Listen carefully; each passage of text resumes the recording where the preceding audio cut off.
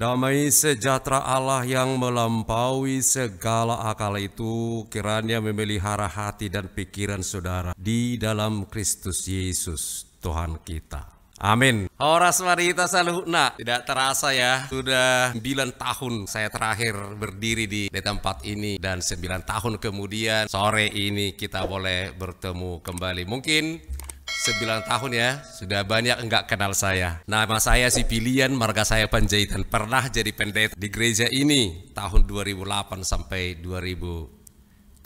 Senang sekali kalau sore ini kita boleh bersama-sama belajar dari firman Tuhan yang akan menjadi pegangan, panduan dan tuntunan hidup kita menjalani hari-hari kehidupan di masa-masa pandemi ini. Baik, saudara-saudara yang diberkati Tuhan, firman Tuhan yang akan menyapa kita diambil dari Yeremia pasal 17 ayat 5 sampai dengan ayat 10. Saya akan bacakan untuk kita. Beginilah firman Tuhan. Terkutuklah orang yang mengandalkan manusia, yang mengandalkan kekuatannya sendiri, dan yang hatinya menjauh dari Tuhan. Ia akan seperti semak bulus di padang belantara. Ia tidak akan mengalami datangnya keadaan baik. Ia akan tinggal di tanah angus, di padang gurun, di negeri padang asin yang tidak berpenduduk. Diberkatilah orang yang mengandalkan Tuhan, yang menaruh harapannya pada Tuhan. Ia akan seperti pohon yang ditanam di tepi air, yang merambatkan akar-akarnya ke tepi batang air, dan yang tidak mengalami datangnya panas terik, yang daunnya tetap hijau, yang tidak khawatir dalam tahun yang kering, dan yang tidak berhenti menghasilkan buah. Betapa liciknya hati, lebih licik daripada segala sesuatu. Hatinya sudah membatu, siapakah yang dapat mengetahuinya? Aku, Tuhan yang menyelidiki hati, yang menguji batin, untuk memberi balasan kepada setiap orang setimpal dengan tingkah lakunya, setimpal dengan hasil perbuatannya. Demikian firman Tuhan. Rasanya aneh kalau saya bertanya begini, siapa yang ingin diberkati? Itu kan pertanyaan bodoh. Tentu saja semua orang ingin diberkati. Atau siapa tahu saya salah, ada yang tidak ingin diberkati. Ya tentu saja semua kita ingin diberkati. Tapi pertanyaannya, kalau saya ingin diberkati, apakah dengan begitu saya diberkati? Saya ingin diberkati. Lalu apakah saya diberkati? Jadi saudara-saudara, ini yang sering kita lupa atau abai, bahwa keinginan tidak selalu sama dengan kenyataan. Saya ingin jadi orang kaya, apakah itu salah? No. Tapi apakah saya sudah menjadi orang kaya? Tentu saja tidak. Kalau saya ingin sesuatu, maka saya harus bersedia melakukan langkah-langkah yang diperlukan untuk mencapai keinginan itu. Saya ingin diberkati, berarti saya harus bersedia melakukan langkah-langkah untuk memperoleh berkat itu. Itulah yang dinyatakan oleh firman Tuhan kepada kita hari ini. Menurut firman Tuhan, ada 2 kelompok manusia. Jadi kita di sini ada 2 kelompok. Kita kelompok yang mana? Kira-kira bisa tahu kelompok apa itu? Yang pertama, kelompok yang terkutuk.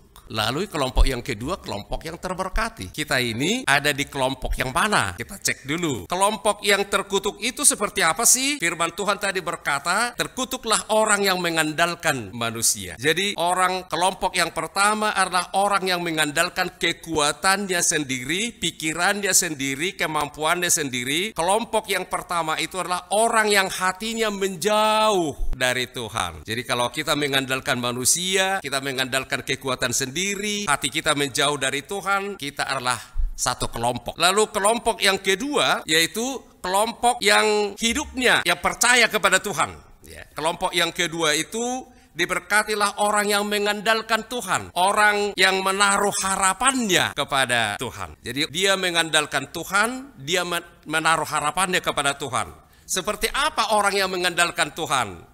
Lalu hidupnya seperti pohon yang ditanam di tepi air, tidak mengalami datangnya panas terik, daunnya tetap hijau, tidak khawatir dalam tahun kekeringan, tidak berhenti menghasilkan buah. Jadi kelompok yang pertama, kelompok orang yang mengandalkan manusia, yang mengandalkan kekuatannya sendiri, yang hatinya menjauh dari Tuhan.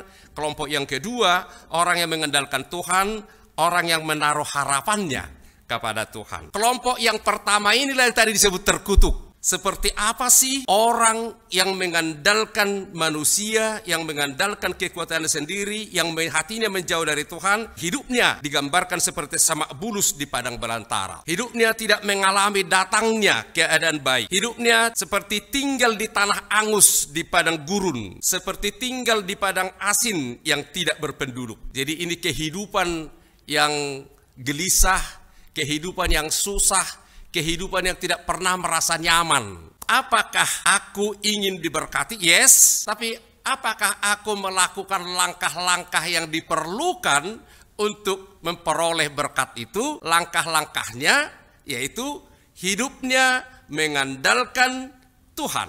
Apakah saya selalu mengandalkan Tuhan? Apakah hatiku, aku menaruh harapanku kepada Tuhan? Kalau jawabnya iya, maka saya adalah kelompok yang terberkati. Tapi meskipun aku berkata, aku ingin diberkati. Dan ini sama-sama orang percaya loh, orang yang mengaku percaya. Seperti dikatakan Yesus dalam Matius pasal 7 ayat 21, bukan semua orang yang berkata Tuhan, Tuhan, Tuhan besok masuk kerajaan surga. Jadi bisa saja kita berkata, aku mengandalkan Tuhan, aku percaya Tuhan, aku berharap kepada Tuhan. Tapi gak cukup begitu. Apa indikator orang-orang yang mengandalkan Tuhan? Jadi ada indikator-indikator yang bisa Allah ukur, yang bisa kita lihat. Oh, orang ini benar mengandalkan Tuhan. Apa itu? Dalam Ulangan 28 tadi, ini kata Tuhan. Sekarang, jika kamu dengan sungguh-sungguh patuh kepada Tuhan Allahmu, melakukan dengan setia seluruh perintahnya, seperti yang telah kukatakan kepadamu hari ini, dengan demikian Tuhan Allahmu akan menjadikanmu lebih tinggi daripada segala bangsa di atas bumi. Seluruh berkat ini akan datang kepadamu dan menjadi milikmu jika kamu mematuhi Tuhan Allahmu. Jadi langkah-langkah yang dibutuhkan untuk memperoleh berkat itu tidak cukup hanya keinginan, tapi ada langkah-langkah yang harus kita lakukan. Seperti secara sederhana tadi, aku ingin ke gereja, aku mau ke gereja. Apakah sudah sampai di gereja? Tentu saja tidak. Kebetulan pula hujan. Tapi karena kalian keinginan itu betul-betul sampai di gereja, kalian melakukan langkah itu, keluar dari rumah. Apakah bawa motor pakai jaket atau pesan Grab atau apa, lalu sampai di gereja. Lakukan langkah selanjutnya. Dan amang-inang saudara dan adik-adik sekarang ada di sini karena mau melakukan langkah yang dibutuhkan untuk itu. Bukan hanya ingin ke gereja. Saya percaya ada banyak orang ingin ke gereja sore ini. Saya percaya. Tapi kenapa mereka nggak nyampe? Mereka nggak mau melakukan. Udah hujan. Dulu zaman mobil masih mahal banget. Lalu sekarang masih tak mahal sih. Tapi artinya yang punya mobil itu baru 1, 2, 3 orang dalam satu RT. Mobilnya dicuci bersih. Mau ke gereja, tiba-tiba datang hujan. Coba, jadi ke gereja? Nggak jadi. Baru cuci mobil, sayang kotor lagi nanti. Jadi keinginan ke gereja, nggak jadi. Mudah-mudahan sekarang nggak ada orang seperti itu ya. Kalau kita nggak, pasti nggak. Makanya hadir di sini, nggak peduli.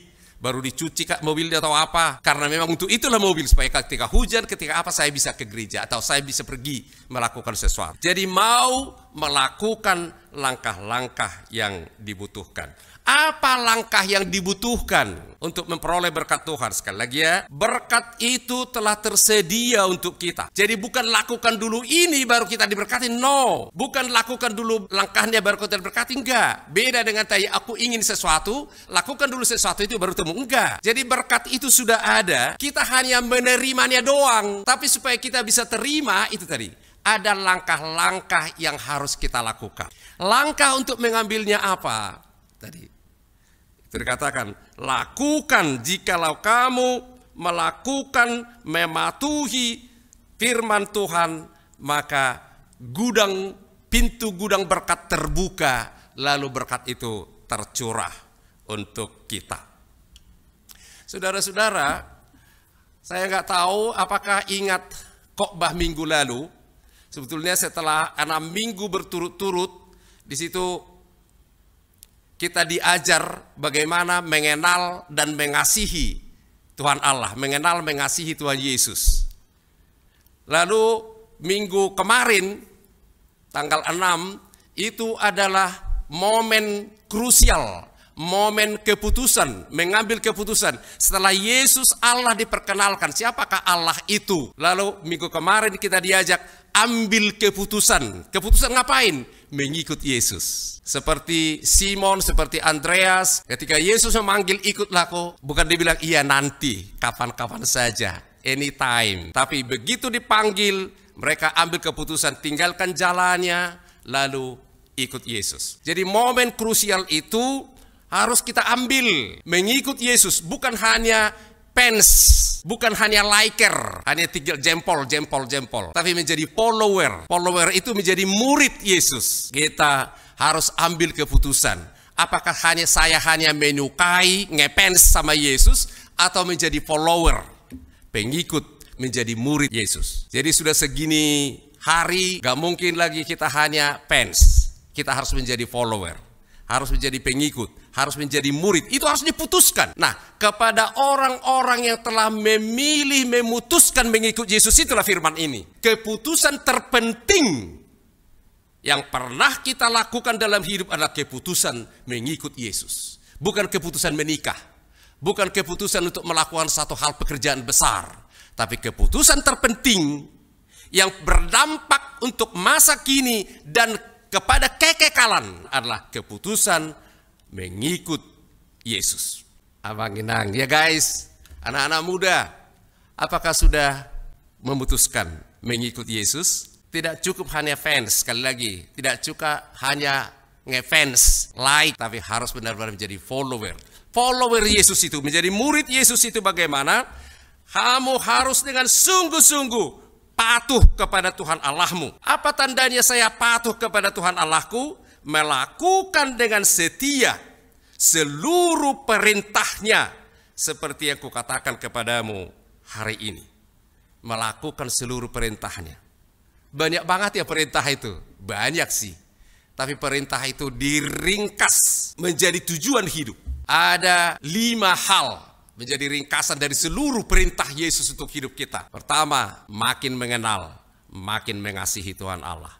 Lalu memutuskan, memilih mengikut Yesus. Jadi mengenal, mengasihi Yesus. Jadi jangan seperti banyak hubungan ya. Hubungan di dunia ini seringnya awalnya akrab banget, tapi lama-lama seperti makin gak kenal. Awalnya begitu akrab, tapi lama-lama malah nggak ngomongan. Siapa yang punya pengalaman seperti itu? Saya punya. Orang yang begitu dekat, tapi kemudian nggak mau lagi lihat kita. Apakah kita seperti itu sama Yesus? Harusnya makin hari, makin minggu, makin bulan, makin tahun, kita makin mengenal, makin mengasihi Yesus. Itu pertama.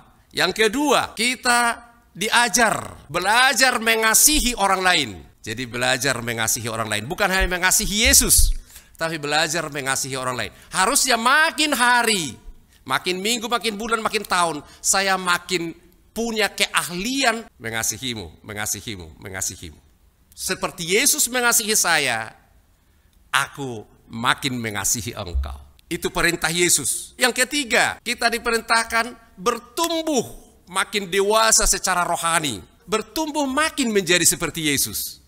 Jadi apakah semakin hari, semakin minggu, semakin bulan, semakin tahun, karakter kita, karakter Amang Inang, karakter kita semua, apakah makin menjadi seperti karakter Yesus? Atau sebaliknya, karena ada hanya 2 karakter yang sering dibandingkan, karakter Yesus, karakter Tuhan, karakter siapa satu lagi? Karakter simbolis. Siapa di antara kita yang hadir ini yang makin hari karakternya malah menjadi seperti karakternya? Gak ada ya. Harus menjadi seperti karakter Yesus. Karakter Yesus itu apa? Ya mengasihi, mengampuni, rendah hati, sabar, murah hati. Karakter simbolis, pemarah, pendendam, pembenci. Jadi bertumbuh makin menjadi seperti Yesus. Itu mematuhi perintah Tuhan. Bagaimana kita bisa bertumbuh makin menjadi seperti itu? Makin dewasa dalam iman, dewasa rohani. Ya kita harus makan. Jadi kita ini bisa seperti saya bisa sekarang karena terus makan. Bisa sehat karena makan makanan yang sehat. Jadi sudah ada penelitian-penelitian, banyak orang sakit dewasa ini tahun-tahun 2000-an khususnya karena makanannya tidak sehat. Enak, bagus. Junk food itu bukan makanan sehat. Makanan cepat saji itu bukan makanan sehat. Jadi kalau kebanyakan makan makanan saji, dia akan lebih berpeluang terkena penyakit. Karena itu bukan makanan sehat. Jadi kita makan makanan sehat, maka kita bertumbuh sehat. Apa makanan sehat untuk rohani kita? Ya firman Tuhan. Matius 4 ayat 4. Karena manusia tidak hidup oleh roti saja, melainkan setiap firman yang keluar dari mulut Allah. Jadi makanan sehat kita adalah firman Tuhan. Karena itu setiap pagi ya harus makan. Seperti kita makan nasi atau makan roti atau makan apa setiap pagi, setiap hari. Ya kita rohani kita juga perlu makan. Nggak boleh makan sekali seminggu. Harus rutin setiap hari. Kenapa? Agar aku makan setiap hari agar fisik saya sehat, kuat, bertumbuh.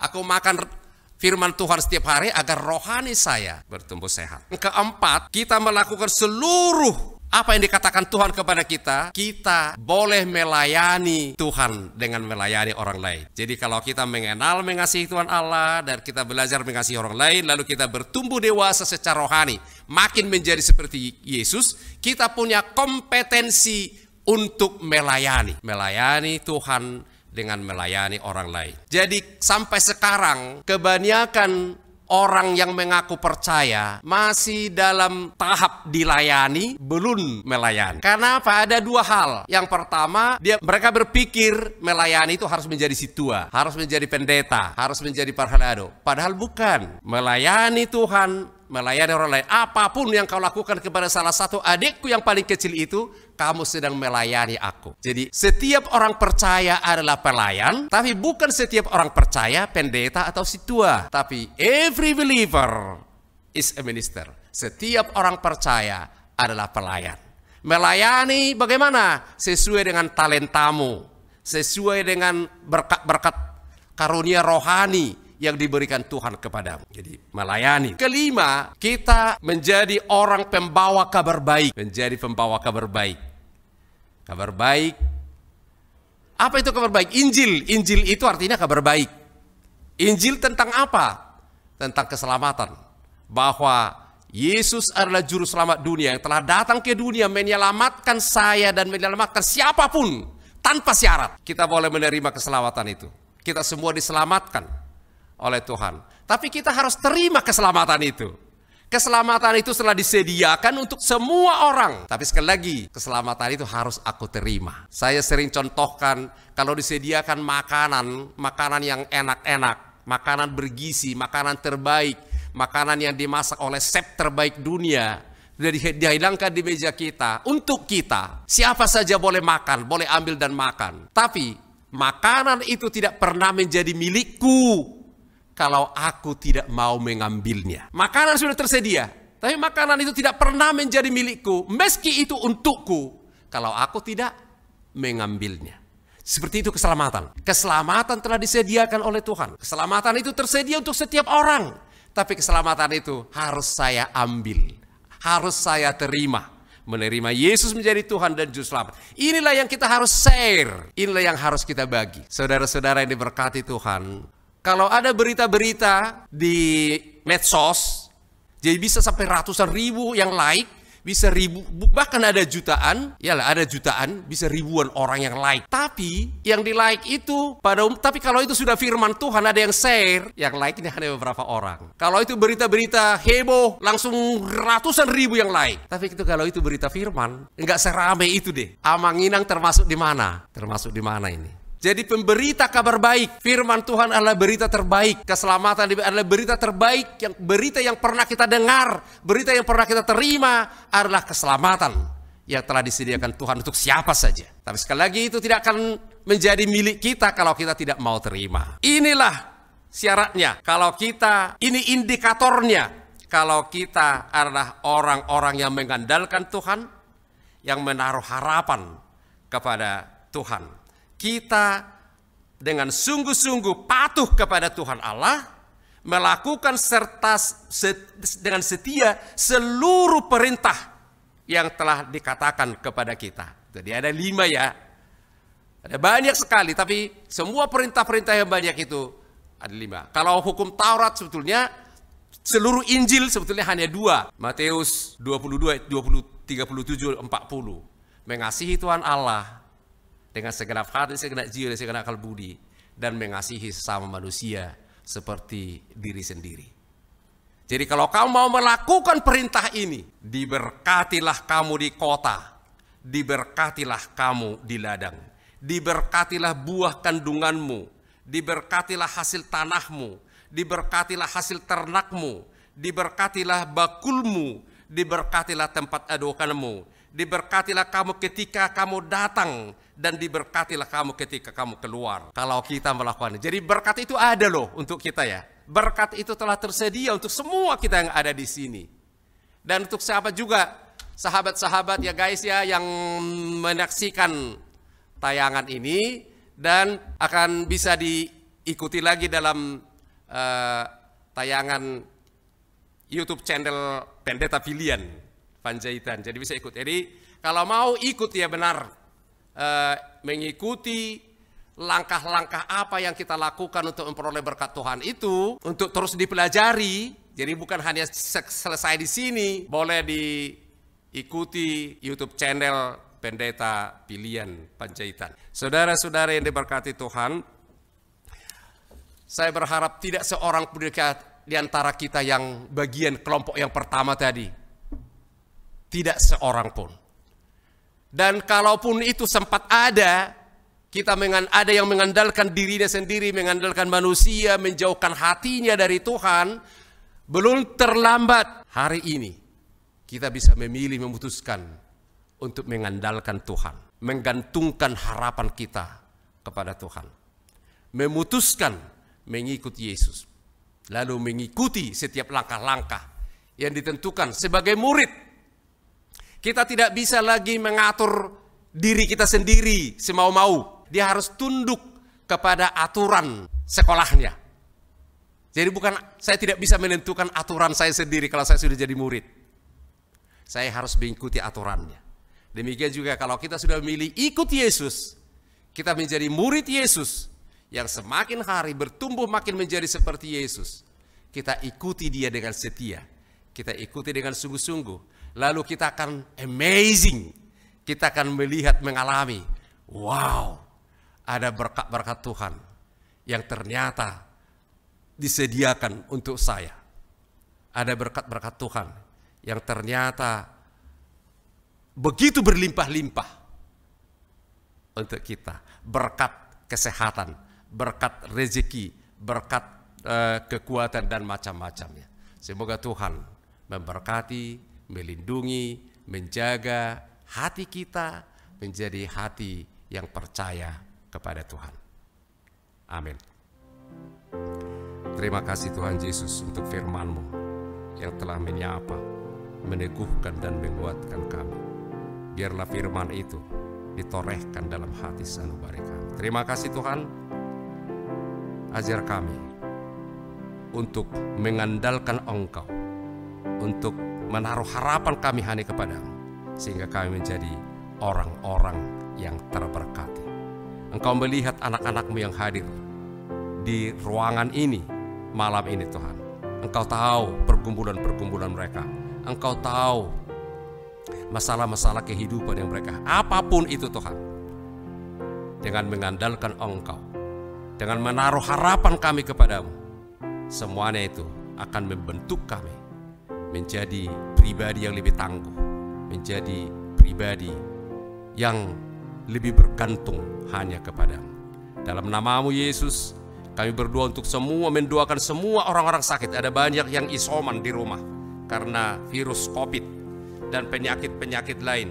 Tuhan, kami bersyukur Engkau sedang mengulurkan tangan-Mu, memberkati setiap tindakan medis, memberkati setiap obat-obatan yang dipakai, yang dimakan, sehingga melalui obat-obatan dan tindakan medis itu Tuhan mengalirkan kesehatan, kesembuhan kepada mereka. Terpujilah nama Bapa di surga. Dalam nama Yesus kami berdoa bersyukur dan berserah. Amin. Pulanglah dengan sejahtera dan terimalah berkat Tuhan. Tuhan memberkati engkau dan melindungi engkau.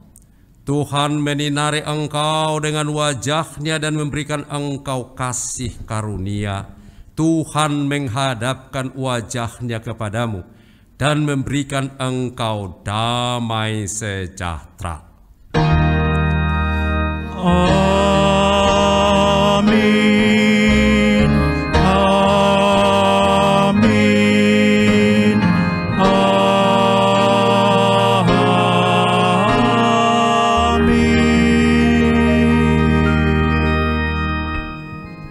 Amanginang, saudara-saudara yang diberkati Tuhan, selamat menikmati berkat-berkat yang telah disediakan Tuhan untuk kita semuanya. Horas!